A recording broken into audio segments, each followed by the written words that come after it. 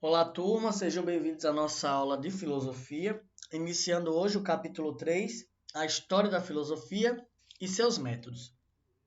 Iniciando na página 46, vai surgir o primeiro questionamento: história da filosofia ou filosofia da história, né? Então aqui é uma discussão simples de a gente compreender. História da filosofia é o estudo das manifestações e do desenvolvimento da filosofia no tempo e nas relações humanas, ou seja, é a história da filosofia, dos seus pensadores, das suas correntes filosóficas através do tempo. É como se a gente fosse estudar a história do São João, né? Das festas juninas, a história do futebol, por exemplo, né? E tem também a história da filosofia, onde nós iremos estudar da onde surgiu, quem foram os principais pensadores de cada período, suas principais ideias ao longo do tempo, né? Já filosofia da história tem como objeto de investigação a história, não a filosofia, né? Na filosofia da história, questiona-se o que significa a história e como e se podemos compreendê-la. Na filosofia da história, é o pensamento filosófico sobre história, sobre o que é história. A história é compreensível? A história é compreensível ao pensamento humano? A história é linear? A história é cíclica? Então vai ser o pensamento filosófico sobre a história, tá ok? Então, filosofia da história vai ser o tema que nós iremos estudar na próxima aula. Na aula de hoje, nós ficaremos com História da Filosofia, tá? Seus pensadores ao longo dos séculos. A história da filosofia, ela está dividida em 4 períodos: antigo, medieval, moderno e contemporâneo, que nós iremos passar já já, tá bom? Então, na página 47, nós temos atividades, né? Nas atividades tem aí: qual é a diferença entre a filosofia da história e a história da filosofia no que se refere ao objeto de estudo? Então, a resposta você coloca: enquanto a filosofia da história tem como objeto de estudo a história, partindo de discussões sobre conceitos filosóficos implicados na história, a história da filosofia tem como objeto as obras e discussões filosóficas, cuja história é dividida em 4 períodos. Questão 2. Por que podemos dizer que a história da filosofia pode ser compreendida como um museu vivo de ideias? Então, que é um pensamento, que essa resposta vai ser pessoal, porque está aqui neste parágrafo, né? Vamos lá. Veremos que o saber filosófico se desenvolveu de diferentes maneiras em culturas e épocas distintas, mas apesar disso, há certa continuação e conexão nas discussões propostas pelos filósofos. Mantém-se o conhecimento e o trabalho das obras anteriores, de maneira que cada momento filosófico é uma discussão com o passado da filosofia, que se apresenta como um museu vivo de ideias. Essa ideia de museu vivo, né, museu vivo de ideias, é justamente que quando surge um filósofo novo, ele não descarta o que veio antes, mas ele discute as ideias anteriores, tá? E propõe novas, né? Não justamente não rompendo completamente, mas fazendo um diálogo.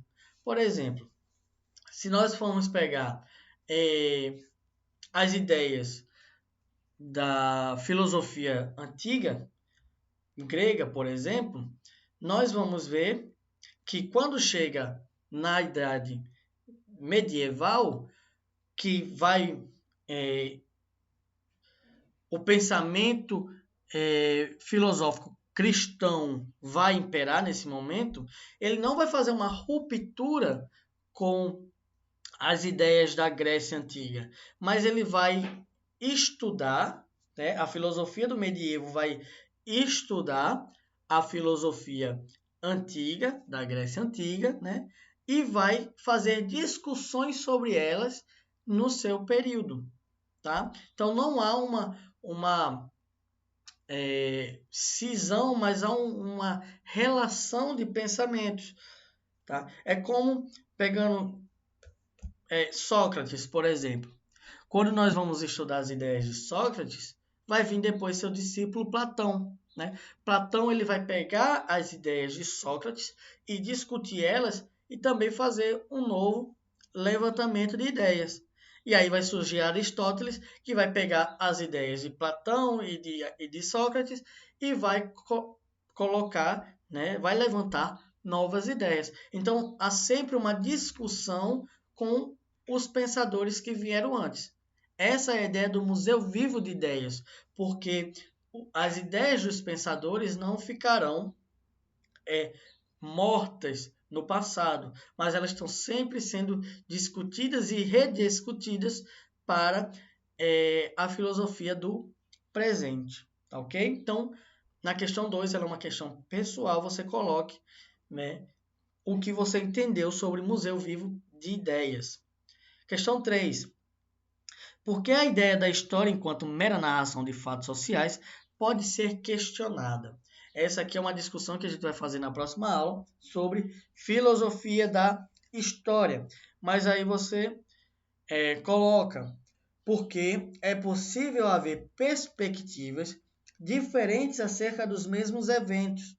Até mesmo a memória pode falhar e confundir ilusões e acontecimentos.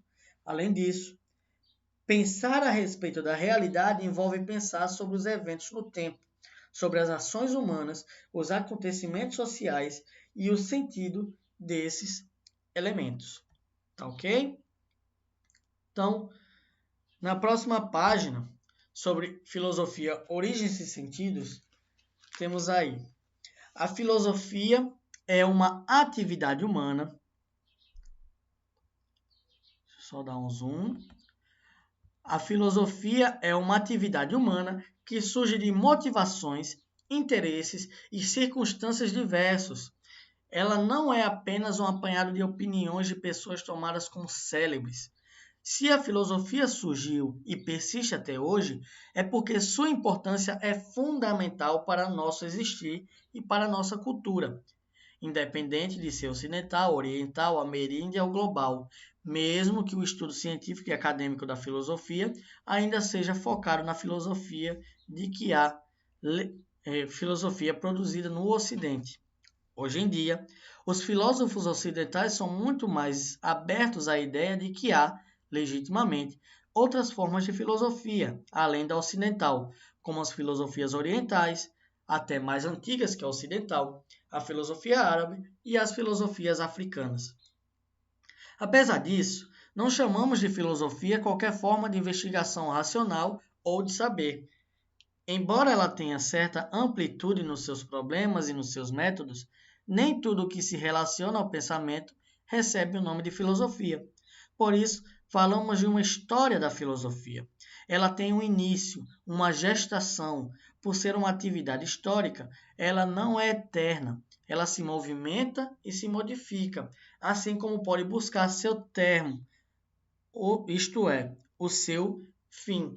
Né? Então, aqui nós estamos falando que na história da filosofia, nós vamos ter um início, e que nós falamos, né, da Grécia Antiga como berço da filosofia, né? E ela vai ter como sua linearidade no tempo, vai ter um fim, né? Porém, esse fim pode ser construído de duas maneiras, né? O fim de final, que não tem mais para onde ir, e o fim de finalidade. Pode-se questionar, então, se não haveria para o conhecimento humano o objetivo de cristalizar seu saber em uma forma definitiva, o que seria, de certo modo, o fim da história do conhecimento. Fim de finalidade, de final.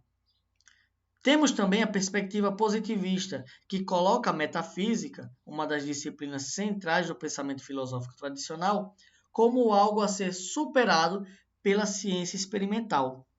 Vista de forma mais radical, tal consideração nos leva a pensar que as ciências modernas, como a física, a química, a psicologia, por exemplo, são substitutas da filosofia, cumprindo a função de desenvolver o conhecimento de maneiras mais aperfeiçoadas que ela.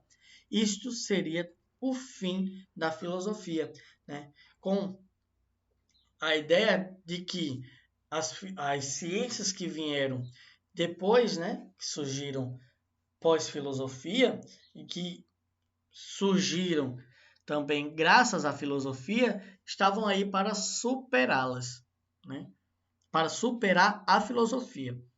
As discussões conceituais na ciência e nas mais diversas atividades humanas, no entanto, mantêm acesa a indispensabilidade da filosofia para o conhecimento e o nosso dia a dia de forma geral, né? Mas a ideia de filosofia ser uma ciência dispensável, que não serve mais, ela existe, né, até os dias de hoje, né? Até atualmente, onde muito se discute para que serve a filosofia. Então, temos aí atividades na página 48. De acordo com o texto, é possível falar do fim da filosofia em dois sentidos. Quais são eles? Então, fim no sentido de atingir um objetivo, uma finalidade, né? E assim atingir o final, não possuindo, portanto, mais nenhuma meta. E fim no sentido de acabar, sendo superada por outras formas supostamente mais desenvolvidas do conhecimento. Questão 5. O que nos permite falar de uma história da filosofia? O fato de ela não ser eterna, isto é, ter um início e sofrer mudanças e desenvolvimento ao longo do tempo. Ok? Então, nas próximas páginas, nós iremos tratar dessa divisão da história da filosofia em 4 períodos, né? Começando pela antiga, onde a Grécia Antiga vai ser considerada o berço da filosofia, né? Pois é nela que surge o termo filosofia, né? E o seu pensamento. E vamos ter 3 níveis de desenvolvimento da filosofia. O primeiro, investigação especulativa e racional da natureza. O segundo, relativo à especulação racional sobre o ser, chamado de ontologia. E o terceiro, filosofia de Atenas e Sócrates, né? Na investigação sobre o homem, a antropologia. Então, nós vamos ter, na filosofia antiga, nos seus pensamentos, 3 fases, né? 3 níveis. O primeiro, pensando a natureza, o que seria a natureza, né? E a investigação sobre o que seria a natureza. Depois, as ideias sobre o que seria o ser, o que seriam as coisas, né? O ser, e que aí é chamado de ontologia. E no terceiro nível, uma investigação sobre o homem, né? Sobre o que depois vai dar origem à antropologia, sobre o ser humano. A filosofia antiga tentou compreender a razão, né, a lógica de algo, o sentido da natureza, do ser e do ser humano. Tá? Os principais períodos, ideias e filósofos da antiguidade foram divididos também em 3. Os pré-socráticos, né, como primeiros, o período de Sócrates e, posteriormente, Platão e Aristóteles. Primeiro, pré-socráticos, segundo, Sócrates, terceiro, Platão e Aristóteles. Os pensadores que vieram depois de Aristóteles, né, como as ideias do estoicismo, epicurismo e ceticismo, foram englobadas no período helenístico, né? Então, temos aí na filosofia, na história da filosofia, o período da filosofia antiga. Na filosofia medieval, vamos ter nesse período a proibição do ensino de filosofia no Império Romano, tá?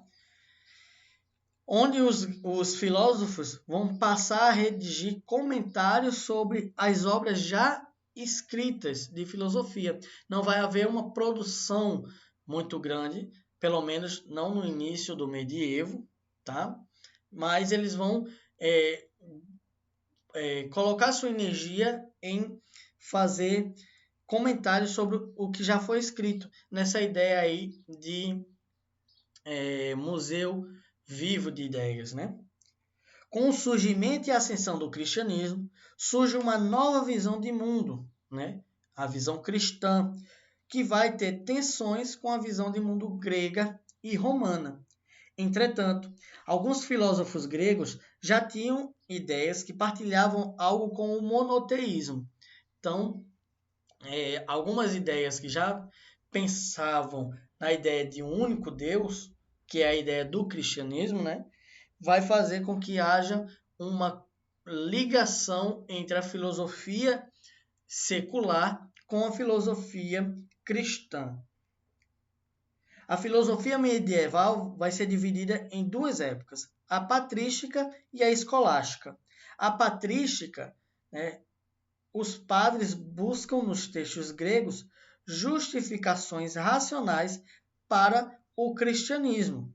Na patrística, os padres vão até os textos gregos para justificar racionalmente o cristianismo. Na patrística vai haver a influência de Platão, né? E patrística vem justamente pelo termo pais da igreja. Vão ser os primeiros que vão pensar os ensinamentos da igreja. E alguns vão dizer que a patrística e esses pensamentos da igreja vai se iniciar com as cartas na Bíblia de Pedro e Paulo, né? Conhecidos como pilares da igreja católica. Então, dividida em duas épocas. A patrística, que vai ali no início do século I, né, até mais ou menos o século IV, e a escolástica, que a escolástica é onde os monges vão buscar desenvolver o conhecimento e assimilar a filosofia de Aristóteles ao pensamento cristão. A escolástica ela vai ser desenvolvida em monastérios cristãos, né? E vai haver a influência de Aristóteles. Na escolástica vai haver a justificativa, né? Pelo menos a tentativa de justificar a fé pela razão, né? Justificar os dogmas, dizer que tal dogma acontece por tal motivo, Deus existe por isso, isso e isso, usando a lógica, usando a razão, tá ok? Não só a fé, mas tentando justificar de maneira racional a existência de Deus e dos dogmas da Igreja Católica, né? Nesse momento, Igreja Cristã apenas, mas vamos dividir em Igreja Católica. Depois desse período, nós teremos a filosofia moderna, né? Modernidade, vocês sabem, é o tempo do renascimento, do humanismo. Então, vai ter um retorno à valorização do conhecimento. Enquanto na filosofia medieval, a filosofia ela vai estar, entre aspas, submissa às ideias cristãs, porque nós vamos ter aí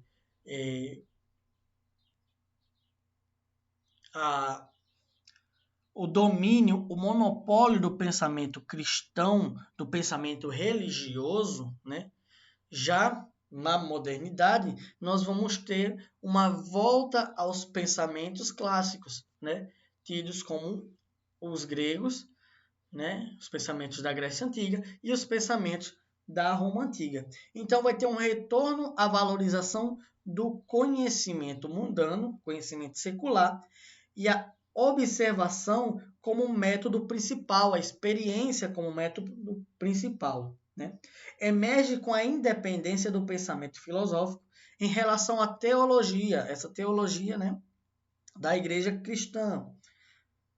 Processo que podemos chamar de secularização do pensamento, graças ao humanismo, né, ao renascimento, onde vai haver essa ruptura com ideias cristãs, que não é uma ruptura precisa, né, mas vai ser ao longo do tempo.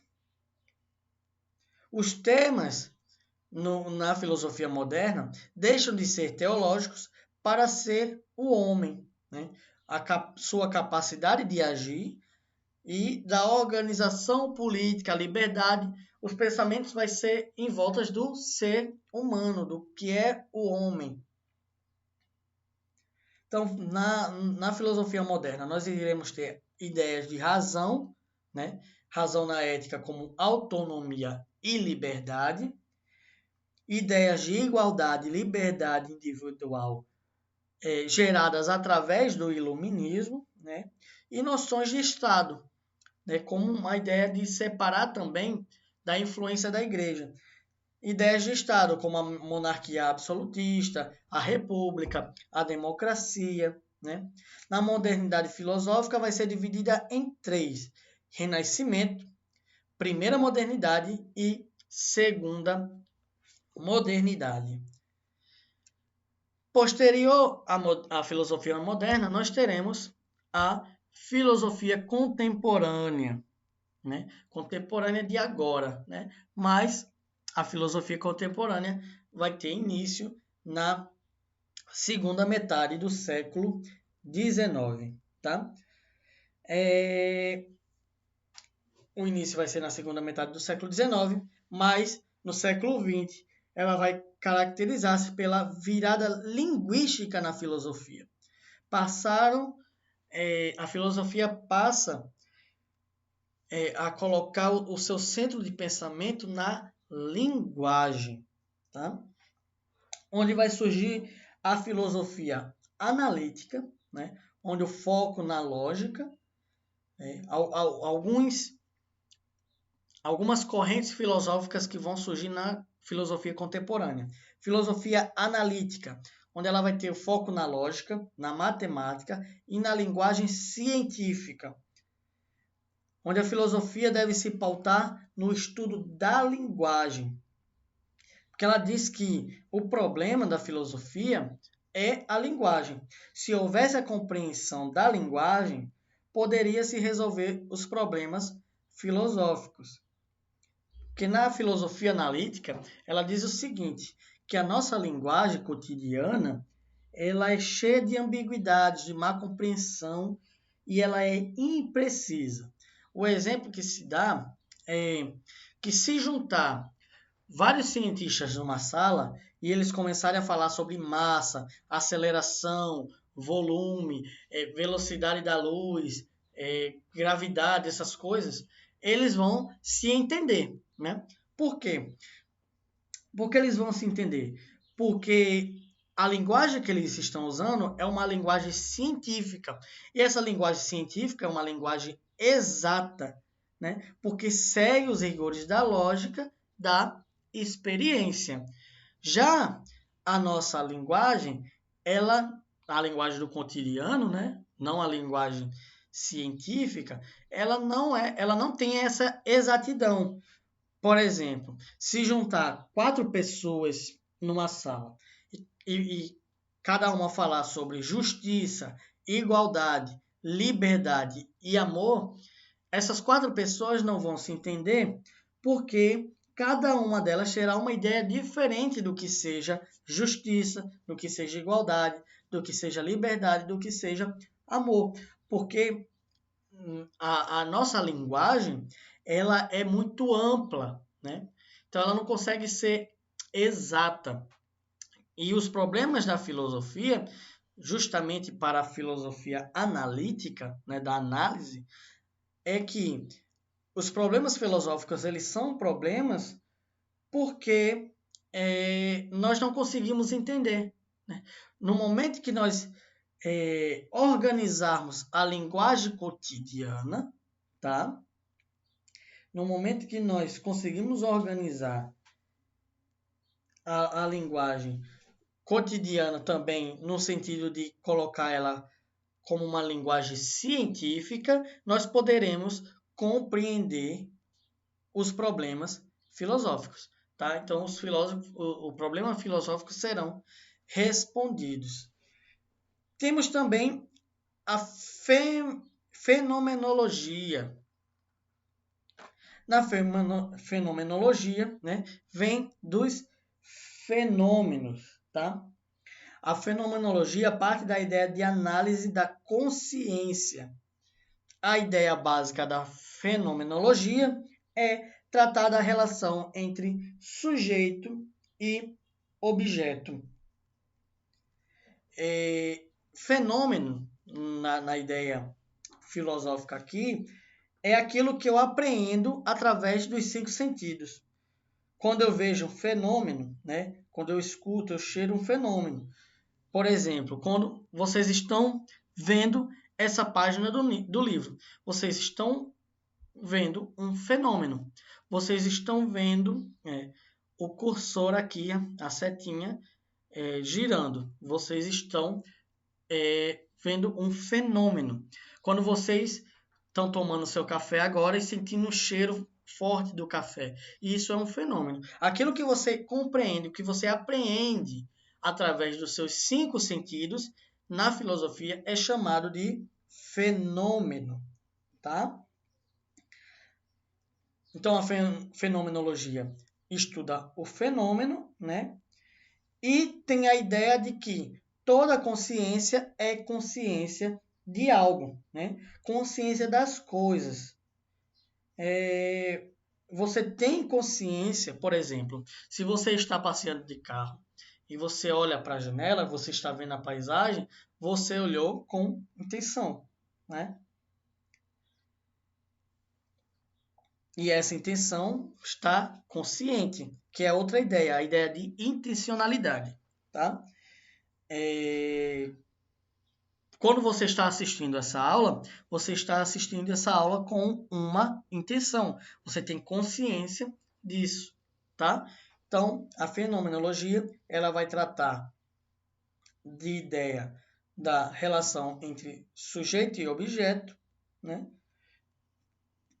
Da ideia de que toda consciência é consciência de algo, que você tem consciência das coisas, né? Você tem consciência de que isso aqui é a página de um livro. Você tem consciência de que está ouvindo minha voz e essa voz é a voz do professor de filosofia, né? Sua mente tem consciência disso e também na fenomenologia o princípio da intencionalidade, que as coisas têm intenção, né? Quando você olha algo, quando você assiste essa aula, você tem intenção de alguma coisa, tá bem? Outra ideia que surge é a ideia da hermenêutica durante a filosofia contemporânea, tá? Hermenêutica significa interpretar, traduzir. Então, parte da situação do ser humano é estudado na hermenêutica como aquele que está aí no mundo, né? Que está presente no mundo, né? Na hermenêutica, acredita-se que o ser humano está inserido em relações constituídas historicamente e pelo tempo. O que cada ser humano depende não apenas dele, mas de sua herança histórica e cultural. Por exemplo, vamos pegar os escravizados no Brasil colônia, Brasil império. Quando ele nascia, né, ele não nascia uma folha em branco, mas ele nasce carregado de uma cultura, né, e carregado de uma história. A história dele é que ele sairia de uma mãe, de um pai, provavelmente africano ou de origem africana, né? De descendência africana, tá? E carregaria também essa cultura. Quando você e eu nascemos na cidade de Araçagi, né? Nós não nascemos alheios ao que está aí. Nós nascemos na historicidade de cada indivíduo, na herança histórica da cidade, né? Nascemos numa cidade que ela é do interior da Paraíba, que ela tem a sua história de uma cidade de interior, de uma cidade relativamente pobre, né, que não tem indústrias, não tem um comércio desenvolvido, que tem uma cultura forte religiosamente, né, que tem uma cultura forte nas tradições familiares. Tá? Então, na hermenêutica, estuda-se que cada ser humano ele não depende apenas dele, mas ele depende também da sua herança histórica e cultural, o que ele traz, né? O que ele carrega tanto da história do local onde ele vive, né? Da onde ele nasce, e da cultura daquele local e da cultura do seu povo. Ok? Teremos também a teoria crítica, que surge com a escola de Frankfurt, que tem um viés dialético e marxista, surge com um viés dialético e marxista, porém a segunda geração tem a retomada do pensamento de Immanuel Kant e pela teoria da ação discursiva. No terceiro momento, vai haver a teoria do reconhecimento. Os principais focos da teoria crítica são a análise crítica da sociedade, tá? A crítica da sociedade e suas contradições, a consideração dialética, política e histórica dos problemas analisados e a abordagem interdisciplinar. Então, teoria crítica vai criticar a sociedade e suas contradições. Durante ainda o período da filosofia contemporânea, nós teremos o estruturalismo, tá? Onde a realidade é formada por estruturas que devem ser analisadas de acordo com suas interrelações. Tá? No estruturalismo, acredita-se que há uma série de camadas na sociedade. Né? Ele tenta entender as relações sociais através de elementos de estruturas. Por exemplo, a ideia de específico e geral. Um exemplo que se dá é, se você estiver no trânsito, numa cidade, e você tem um sinal, o farol, né? O farol, o sinal, ele é um elemento específico que é importante para você compreender o geral, que é o trânsito, tá? Sinal vermelho, a luz vermelha, a luz amarela e a luz verde são elementos específicos que você precisa compreender para entender o geral do trânsito. Entende? Então, ele usa essa ideia de específico e geral na ideia do estruturalismo, de camadas, tá? Camadas menores específicas para entender o geral ou camadas gerais para entender as camadas menores específicas, tá? Então, ele também usa no estruturalismo a ideia na linguagem, né? Por exemplo, quando eu digo que aquela casa é azul. Quando eu digo aquela casa é azul, eu falei algo, você compreendeu. Mas se eu disser aquela casa é da cor do céu, você também entende, né? Porque o conjunto de estruturas específicas fazem você entender o geral, que é o conceito de que aquela casa foi pintada com a tonalidade azul, tá? Então, a ideia de estruturalismo, ela é uma ideia que, segundo seus pensadores, cabe em várias áreas do conhecimento. Ela explica todas as outras áreas do conhecimento, principalmente as ciências sociais. Os pós-estruturalistas vão falar justamente, fazer uma crítica em cima da pretensão estruturalista de se tornar um método por excelência de todas as ciências sociais. No pós-estruturalismo, nós vamos ter uma subjetividade na constituição do conhecimento.